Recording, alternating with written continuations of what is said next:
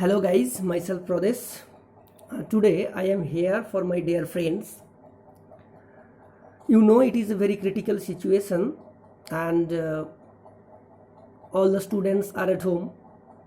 Not only the students but also the teachers, of course. Students and teachers are trying their level best to complete the syllabus for the second unit test, which will be held probably after the lockdown period. I asked the students to stay at home and to maintain social distancing to cut the virus transmission chain. Leave it.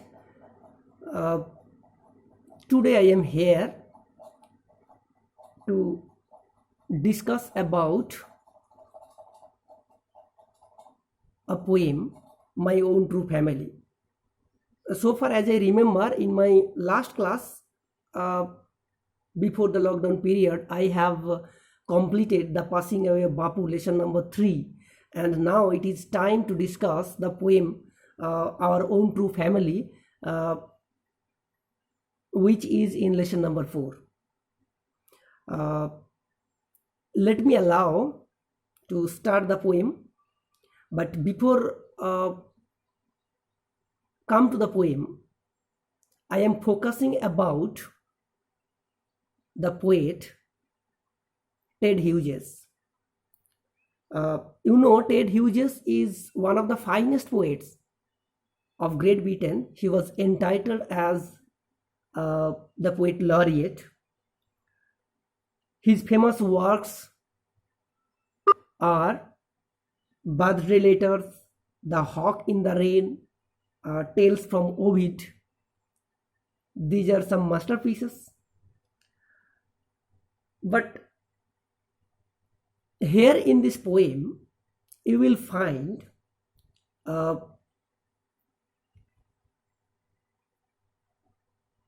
poem describes the magical experience of a young child in an oak wood and indicates that human beings and trees should thrive as a single family. It focuses strongly on the need to protect our natural environment for the welfare of mankind. The poet gives a very strong message about the destruction of nature.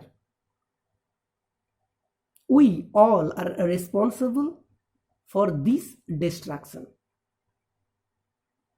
If we want to protect our world, if we want to protect our nature, we should take care about nature. প্রথম আমরা কবিতাটা পড়ব। আমরা দেখেছি যে Ted Hughes recently একটি survey বেরিয়েছে, যে সার্ভেতে দেখা গেছে যে টেড হিউজেস 50 জন গ্রেটেস্ট পোয়েটদের মধ্যে 5 নম্বরে আছেন। সুতরাং তার কবিতা যদি আমরা শুধু অ্যাপারেন্ট মিনিং দিয়ে বুঝি তাহলে সেটা ঠিক হবে না, ইনার মিনিংটাও আমাদের দরকার। তাই প্রথমে আমরা এই লিটারাল অ্যাপারেন্ট মিনিংটা জানব, তারপরে আমরা এর ইনার মিনিংটাও জানার চেষ্টা করব। তো প্রথম কবিতাটা আমরা পড়ি।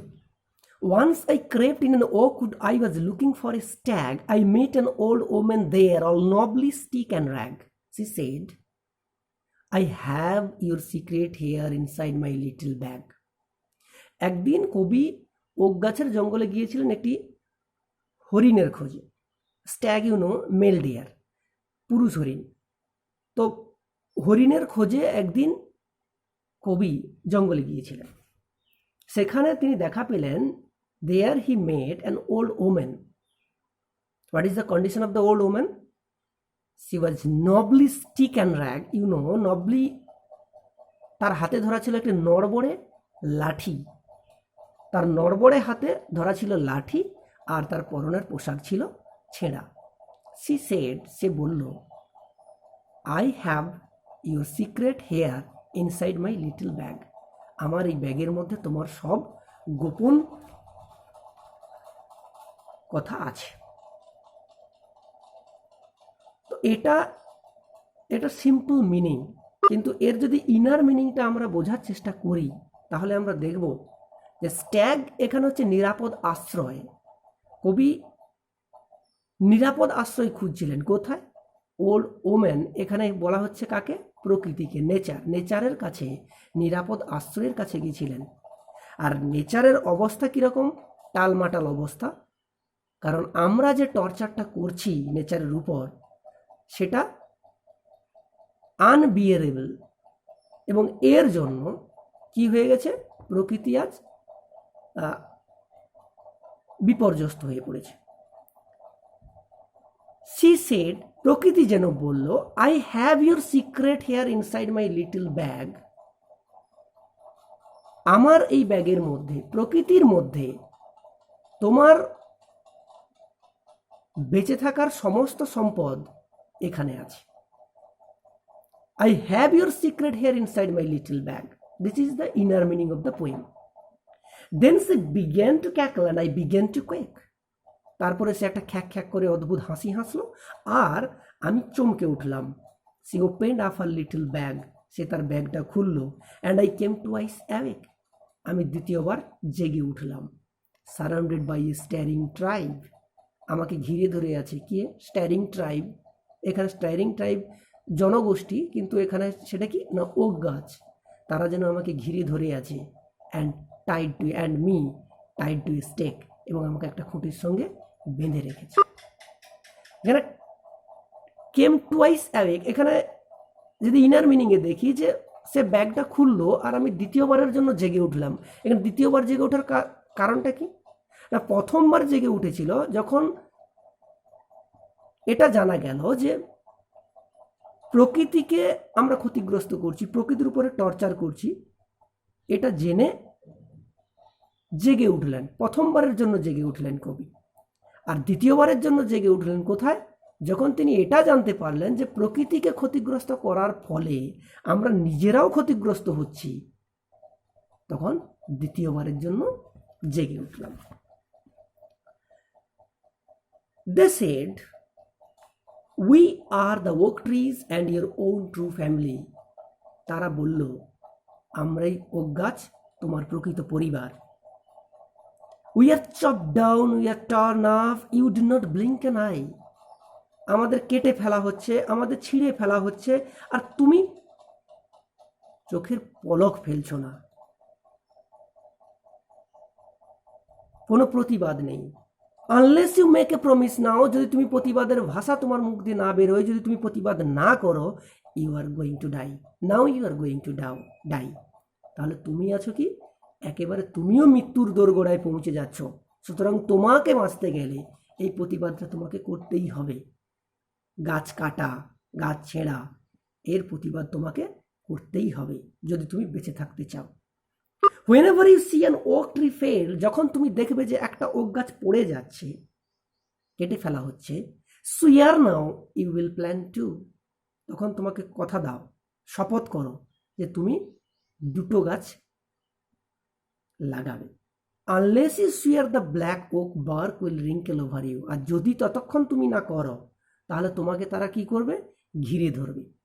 And root you among the oaks where you are born but new grew, আর তাহলে ঘিরে ধরবে আর কি করবে? শেকড়ের মধ্যেই তোমাকে রেখে দেবে, চরণে পুঁতে দেবে, তোমাকে কখনো বেড়ে উঠতে দেবে না।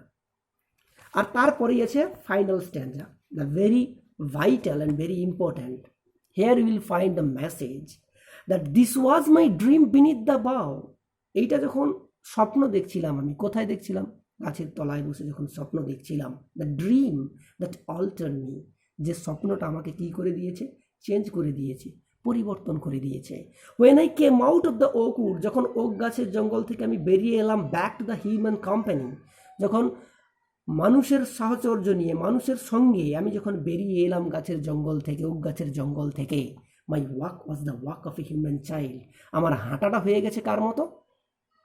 মানুষের বাচ্চার মতো, ছেলের মতো। But my heart was a tree, কিন্তু আমার হৃদয়টা হয়ে গেছে গাছেদের মতো। So this is the last line of the poem, and here the poet gives you a very strange strong message that you should take care of your nature if you want to survive in the world. That is the message, and he protested against the deforestation.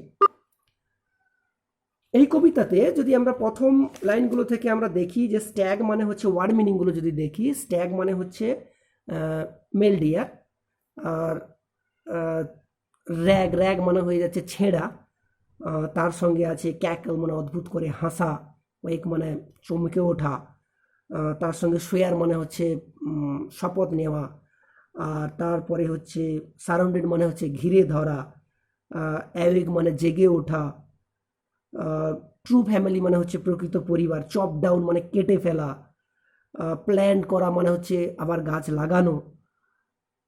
তো এই ব্যাপারগুলো আছে। Dream মানে হচ্ছে স্বপ্ন, alter মানে change, change পরিবর্তন করা, নবলি থেকে গেছে, নবলি, নবলি মানে হচ্ছে আনস্টেডি, যেটাকে আমরা বলছি শেকিং, সোয়ার শপথ নেওয়া, যেটা প্রমিস বলছি আমরা, শপথ নেওয়া। এরপরে আমরা যেটা দেখব সেটা হচ্ছে যে এর কম্প্রিহেনশনগুলো আলোচনা করব, আর তার সঙ্গে সঙ্গে আমি একটা নেক্সট ক্লাসে আমি একটা টাস্ক দিব, যে টাস্কটা তোমরা নেবে এবং লকডাউন যখন শেষ হয়ে যাবে, যখন ক্লাসে আসবে তখন ওটা আনবে, তাহলে আমি ওটা রেকটিফাই করে দেবো। পরের ভিডিওতে কিন্তু ওটা আমি দিচ্ছি। ঠিক আছে, থ্যাংক ইউ।